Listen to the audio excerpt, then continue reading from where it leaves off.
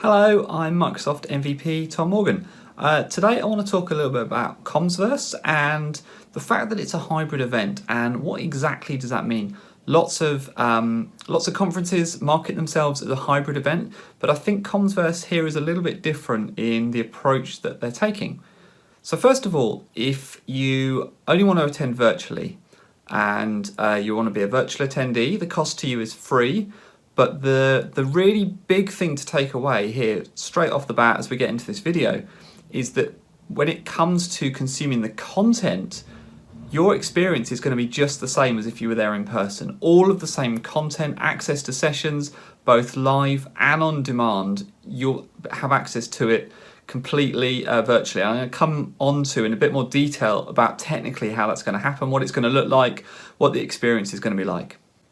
So first of all, that's for virtual folk. Like if you want to attend virtually, you totally can. Now, for many of us sitting in offices like this, we kind of want to get out and maybe experience a bit more in-person networking, maybe watch some of these sessions in person with other people in a room together. It's been a long time since we've done that. And so lots of us will want to dig out the bags like I have and make our way and say goodbye to these office spaces for a little bit and go and consume some of the content in person. So I'm going to talk to you a little bit about what that looks like as well.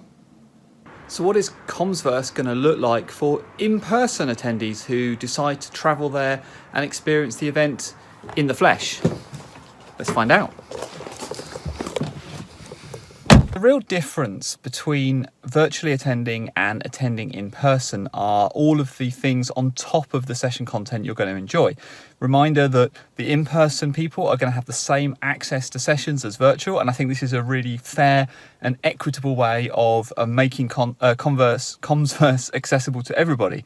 But in addition to the session content, in-person attendees are going to have access to networking with each other, obviously, with sponsors and vendors. They're going to have access to other activities, the parties, competitions, giveaways, and all those sort of things. And really, for many of us, it's going to be a chance to catch up with each other, this great community we've got, and just get back talking to one another again. And for many, I think that's going to be a real draw to attending in person, especially given that for the 2 days access, it's only £59. So you're going to have all that session content. You'll be able to consume that on demand once you get home as well. But that's free. You can have that sort of for free regardless. But what that £59 gives you really is the chance to catch up with everyone, see sessions in person again, and kind of network and be a part of this bigger community. When it comes to actually consuming the session content for in-person people, there's going to be lots of thought that's gone into making sure that you're comfortable. There's a different mix of different types of seating, so there's socially distant seating as well as sort of more normal seating, so you can kind of choose what works best for you. And then this is really interesting, I think. The way that attendees are treated almost the same, regardless of whether they're virtual or whether they're appearing in person. And what I mean by that is the experience inside the rooms. The organisers have gone to a lot of effort to really think about how that attendee experience can be really good for both in-person and remote people. You're going to be able to, everyone who is remote is going to be able to watch the content in real time, but they're also going to be able to ask questions in real time and hear questions being asked.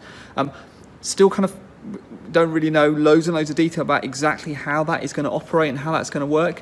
I am hearing lots of these being used, so MTR units in the places where the sessions are being delivered, meaning that remote participants can dial in, they can ask their questions, with not just submitting them by IM, they'll be able to come on sort of full video, full audio, that their questions will be able to heard, that they'll be able to hear the answers from the speaker as well. So I think this is really nice, kind of really nice approach to providing an experience that is really good for both in-person and remote attendees. The other thing to be aware of course, is that also the speakers may be remote. Not all the speakers, I don't think, are going to be in person, so there's going to be a mix. And some of that is to do with travel arrangements, and some of that is to do with people's availability and what they're comfortable with. But I think What's becoming clear is that the organisers have really gone to a lot of effort to make sure that regardless of how you're consuming the content and how the content is being delivered, you still have the same great access to the content, and you're able to consume the content regardless of how you're attending or how it's being delivered. So, things you should do now, if you haven't yet registered for either remote or in person, whichever makes most sense for you, you should definitely go and do that. Don't wait, especially if you're going to be a virtual attendee, right? Don't wait until the morning of the conference and then decide that's a good time to register 5 minutes before the first session, because obviously, you know, if you do that, you're going to be competing with loads of other people, and maybe it's going to be contended, maybe there's going to be issues, maybe there's going to be slowness, and you don't want to be caught missing the start of the keynote or those first sessions. So register now, go to online.commsverse.com, go and register. If you're going in person, great, you need to sort your ticket, you need to be thinking about hotels and doing all those things.